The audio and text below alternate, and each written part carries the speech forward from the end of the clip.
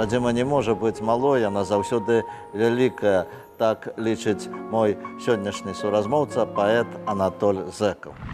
Актуальныя праблемы сучаснасці, гісторыя, культура, родная мова і мастацкае слова. Пра гэта і не толькі пісьменнік і публіцыст Навум Гальпяровіч гутарыць з таленавітымі людзьмі краіны. Анатоль, ну вось год гэта для цябе юбілейны, па-моему. Юбилейный сам по себе, некую такую, накладывая отбиток свой, да нечего рыхтуешься, нечего чакаешь. Ты много пісаў пра малую радзіму, гаварыў, што малой радзімы няма, ёсць толькі вялікая радзіма. Для кожнага чалавека месца, дзе ён нарадзіўся, гэта вялікая радзіма.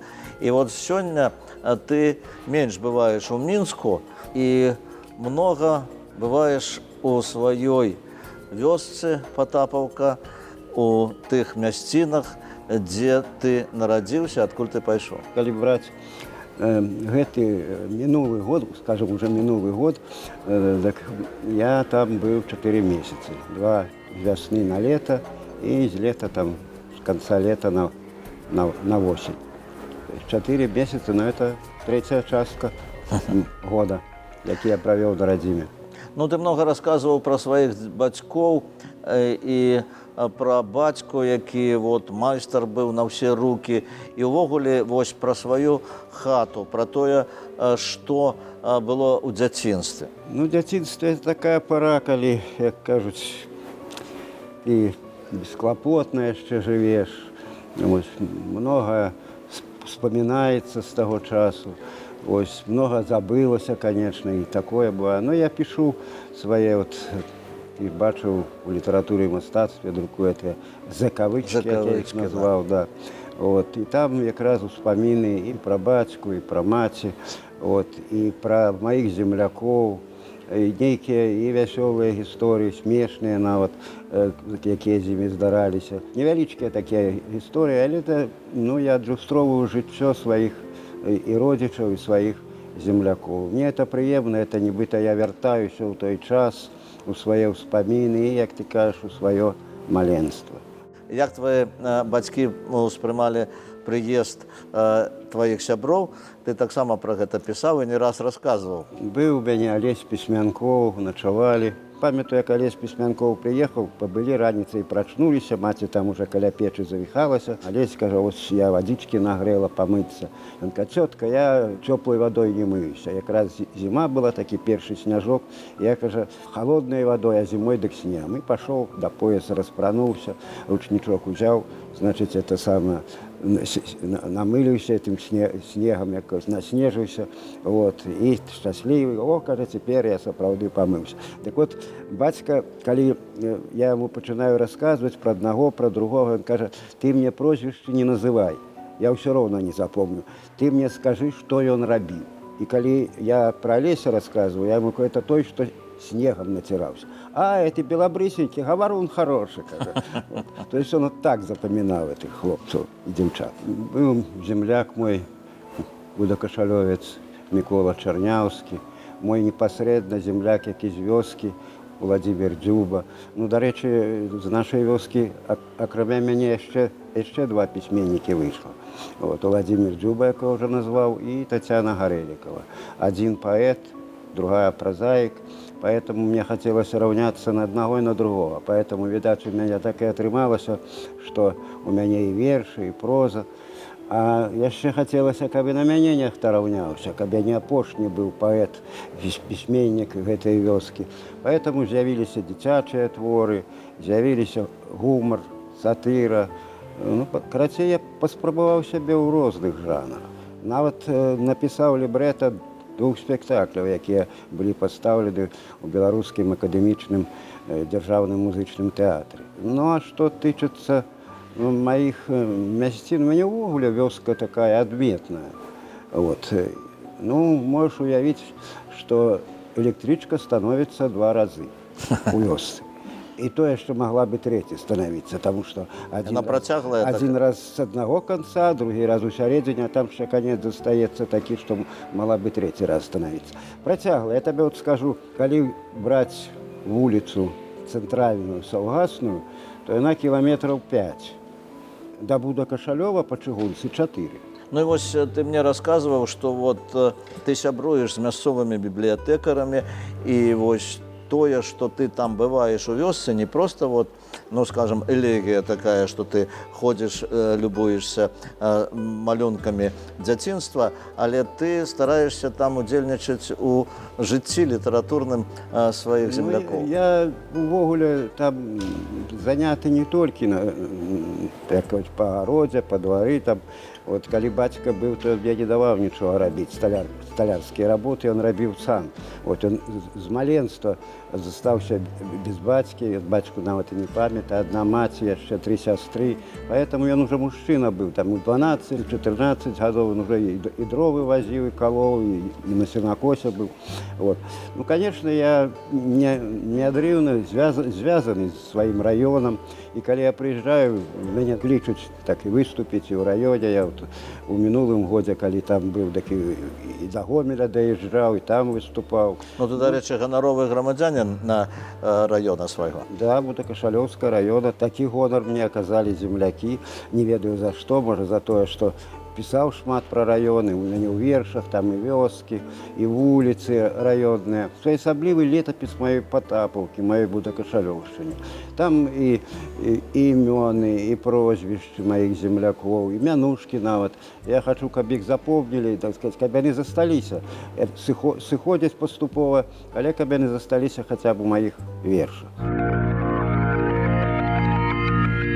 Толя, мы с тобой вели программу на беларускім тэлебачанні, праграму «Дайблог ПС», якая ўвогуле была прысвечана гумору.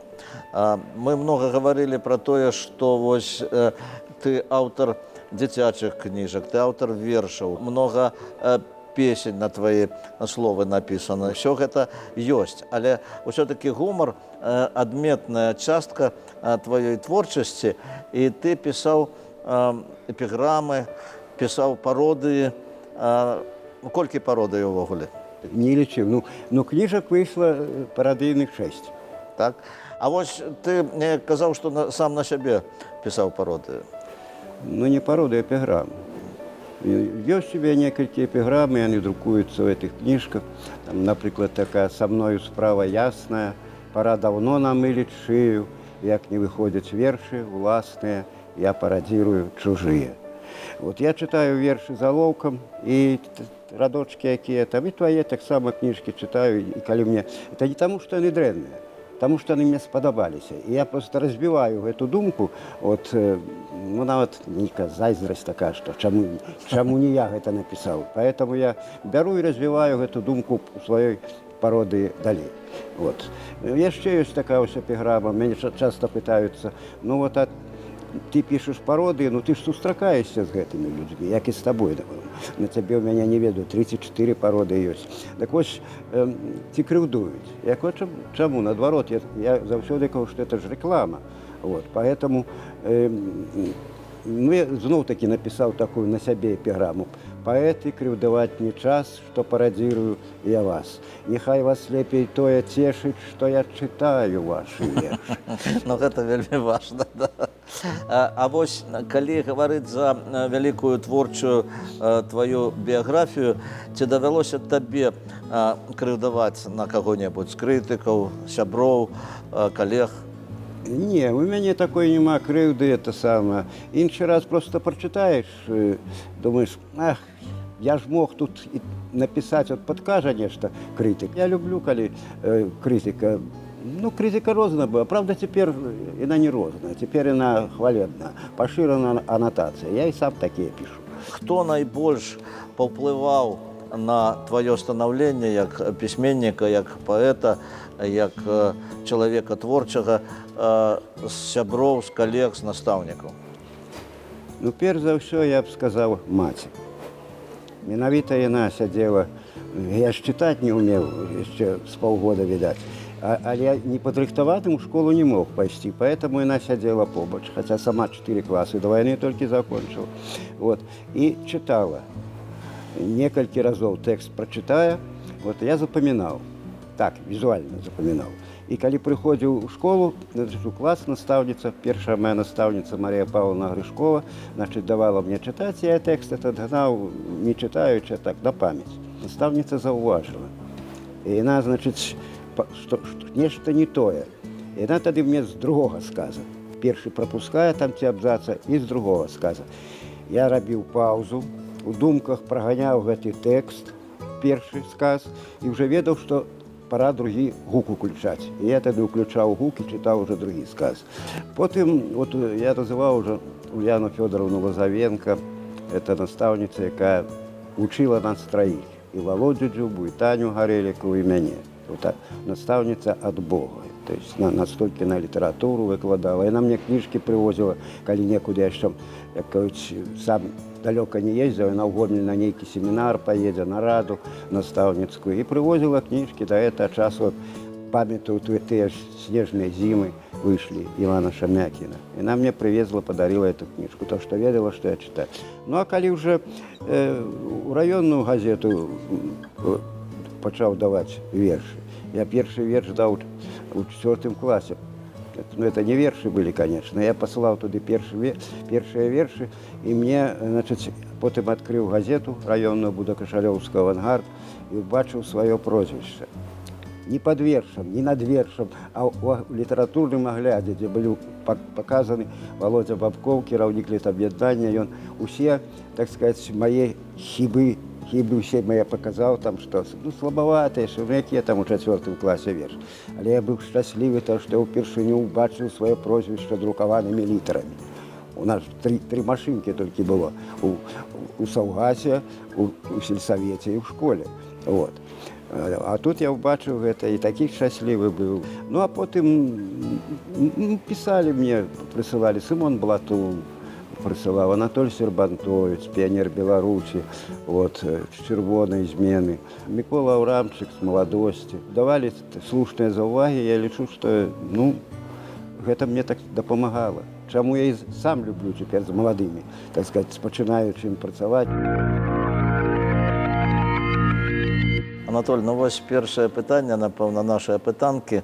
Скажы, вось, як нарадзілася твоя вот такая вот подборка закавычкі?